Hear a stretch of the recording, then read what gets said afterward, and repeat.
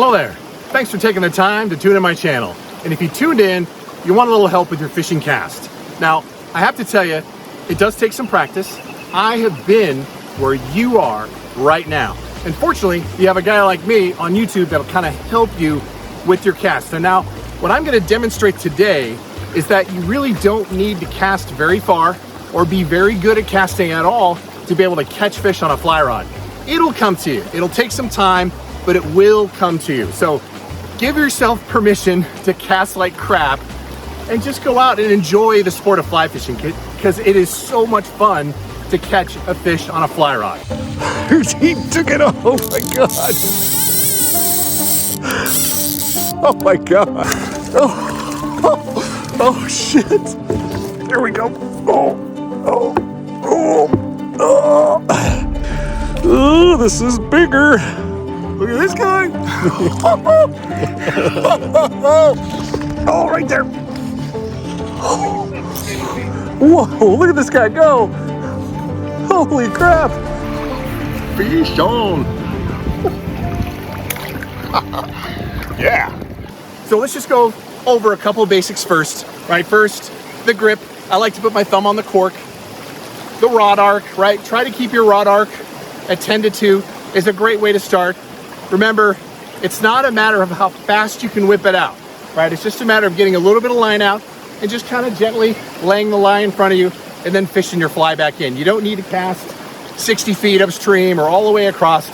Really, a 20-foot cast, a 25-foot cast is enough to catch fish. So don't pressure yourself thinking you need to get it out there forever. So again, if you're just starting, really the best way to start, typically you'll have a 9-foot tapered leader. Pull out some floating line to start off with, right? Pull out enough. You want to pull out just about a rod length of fly line to start, right? So you want to have a little floating line here because that really will help. And then it's just a matter of just kind of flicking the line out there, right? Okay, so now you got a rod length of line to the tip of your rod. Pull out, maybe, I don't know, 15 feet of line, right? It's okay for it to just kind of dangle in front of you and head downstream. That's normal, right? It's a nice, easy cadence, right? Wait for the line to go all the way back and then bring it forward. All the way back and bring it forward. Now, one of the things I want you to notice that I'm not doing a bunch of false casting, right? I'm casting a pretty heavy streamer fly, and for me to false cast this thing back and forth, it's just gonna get tangled and it screw up my cast. You don't need to do a lot of that unless you're trying to dry off your dry fly, or maybe you're trying to reach some distance and you're trying to gauge accuracy, right? That's really the only time you'll false cast. You can do what's called water loading. My fly is right now dangling in the water. Just pick it up and throw it out.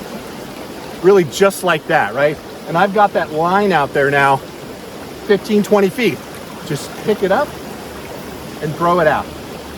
You don't really have to get a lot of distance to be able to catch the fish. So fundamentals again, right? Watch your rod arc. You want to make sure that rod doesn't go too far back. That's important. You want to make sure the line extends all the way back. You want to have a hard stop. Watch how I bring it back and then I do a hard stop. Hard stop, goes back all the way and then forward.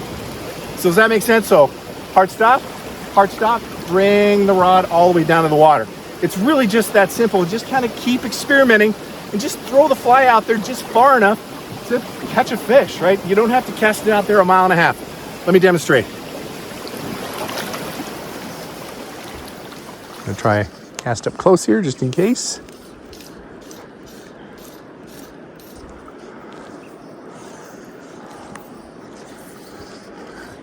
I just did one false cast there. All right, something to take note.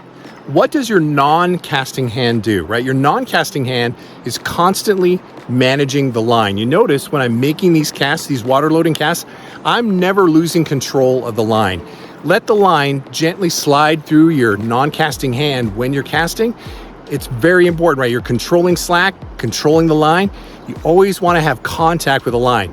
Don't ever let go, right? You could always have a real light contact. Both hands have a job, one to cast the fly rod, the other to manage the fly line.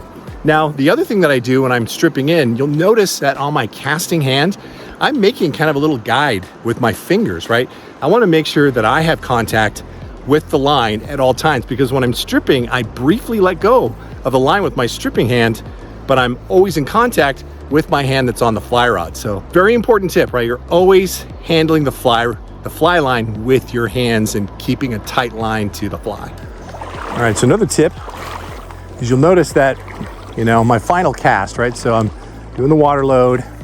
I'll bring the tip of my fly rod right down to the water's edge. That just gives you more of a direct line to the fish. You're reducing slack between, you know, the tip of your fly rod and the surface of water.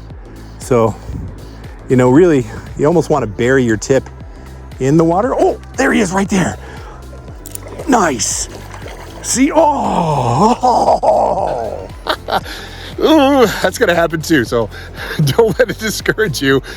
I have lost way more fish than I caught, but as you can see there, I was doing the water loading, right? And then as soon as I was finished, right, I'm ready to present. Now notice that was like 25 feet cast, and that fish was no more than a rod lengths away when he took that fly. Keep your tip right down on the water surface, right? And because it just keeps any slack, right? If your tip is up, you got a bunch of slack going from the tip of your rod down to the water, and that's not ideal. Just, you're gonna have a lot harder time hooking up with fish unless you have that kind of straight line, no slack contact to the fish.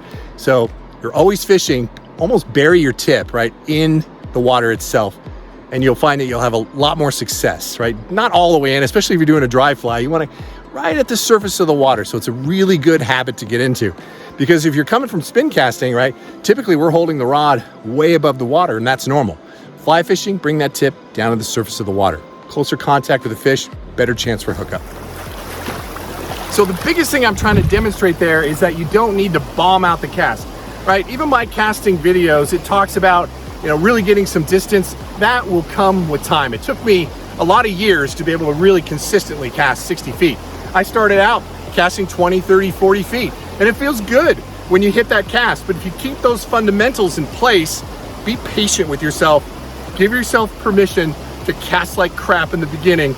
You really just need to get the fly just a little ways out there, and you can catch fish all day long. So don't worry about what you look like, right? Everyone starts the way that you're starting right now. And the only way to get better is just to get out there and continue to practice and continue to fish. And once you start hooking fish on a fly rod, you're gonna start gaining confidence, and you're gonna get this. So it's so much fun. So again, don't bomb it out there. Use the water loading. Try to reduce your false casting as much as possible. Hard stop, right? Try to keep a straight line path to your tip of your rod like you're painting a wall.